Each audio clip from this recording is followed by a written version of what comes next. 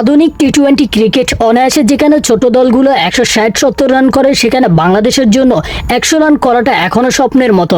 নেপালের মতো ছোট্ট একটা দেশ টি-20 ক্রিকেট 300+ স্কোর করে, অথচ সেখানে টেস্ট খেলোয়া একটা দেশ এখনো 100 রান করতে 10 উইকেট হারিয়ে ফেলে। ঘরের মাঠে যদি এমন নাজেহাল বাংলাদেশ বাইরের দেশগুলোতে খেলে, তাহলে কিভাবে মানিয়ে নেবেন? ইংল্যান্ড, অস্ট্রেলিয়া, ইন্ডিয়ার মেয়েদের সাথেও যদি খেলেন 200 রান করার সমর্থন নেই। যদিও শুনতে খারাপ লাগে, বাংলাদেশ ক্রিকেট যে উন্নতির চেয়ে অবনতি হচ্ছে সেটাই প্রমাণ করার বাকি নেই।